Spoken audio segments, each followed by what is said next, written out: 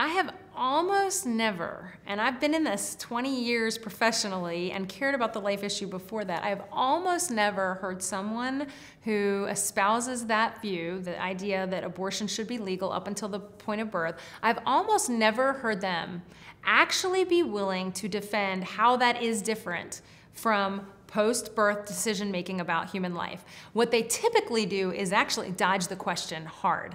Typically, they will say things like, they will go straight to rape and incest. So they will say, well, you're telling me that a child should be born if the mother has been raped? Now, keep in mind that percentage is like, I mean, you're taking 100% of abortions and you're talking about 2%, possibly. Not that that's not an important 2%, that's important.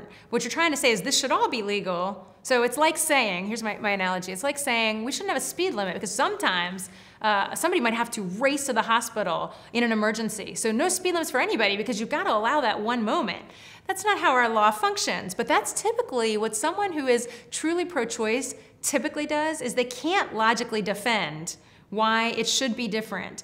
Typically, all they do is talk about the circumstances that are difficult, under which people have to bring life into being. So they'll talk about poverty, except unfortunately, there are amazing people out in society who will say, I was born into utterly terrible circumstances, and yet look what has happened in my life. And so they actually have a hard time even stacking those rationales up against the outcomes that we can actually see. And so we say, well, what if there was more support? What if there was more, and there are actually organizations out there working to support women during the pregnancy and even after who have circumstances that make it hard for them to adjust to a pregnancy that was entirely unplanned.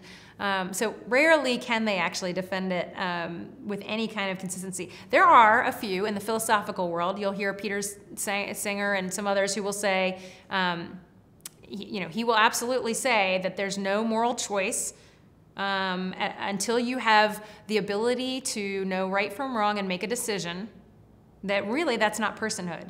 But what he's talking about is taking life up until, I mean, really, let's walk that out and look at our infants. You're talking about a pretty fully developed, maybe 1-year-old. I mean, so there are a few that will do that in the philosophical world. Rarely in the actual practical policy-making world will they argue that.